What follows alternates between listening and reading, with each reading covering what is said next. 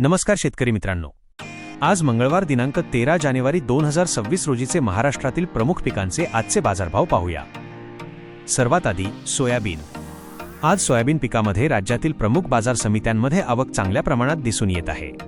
आजच्या बाजारभावात सोयाबीनचा सर्वाधिक दर वाशिम बाजारात 6400 रुपयांपर्यंत नोंदवला गेला आहे, तर मंगळवेढा बाजारात सोयाबीनचा जास्तीत जास्त दर 6180 रुपये दिसून आला आहे। लातूर, अमरावती आणि औरंगाबाद या बाजारांमध्येही सोयाबीनला 5000 ते 5200 रुपयांच्या दरम्यान चांगला भाव मिळताना दिसतोय। म्हणजेच मित्रांनो, सोयाबीनमध्ये आज उच्च प्रतीच्या मालाला निवडक बाजारात उच्च दर मिळतोय। आता दुसऱ्या क्रमांकावर तूर। आज तूर पिकामध्ये आवक मर्यादित ते मध्यम स्वरूपाची दिसून येत आहे।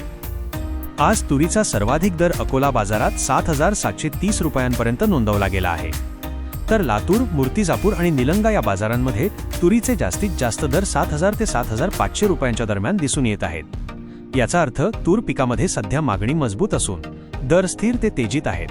आता तिसऱ्या क्रमांकावर कांदा। आज कांदा पिकामध्ये राज्यातील प्रमुख बाजार समित्यांमध्ये आवक खूप मोठ्या प्रमाणात दिसून येत आहे। आज कांद्याचा सर्वाधिक दर कोल्हापूर आणि मुंबई कांदा बटाटा मार्केटमध्ये 2100 रुपयांपर्यंत दिसून आला आहे।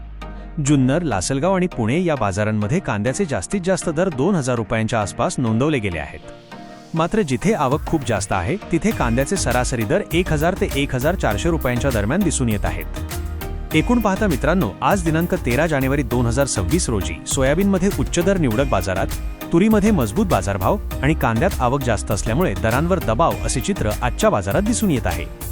दररोज असेच महाराष्ट्रातील प्रमुख पिकांचे आजचे बाजारभाव आणि विश्लेषण पाहण्यासाठी चॅनलला सबस्क्राईब करा। धन्यवाद।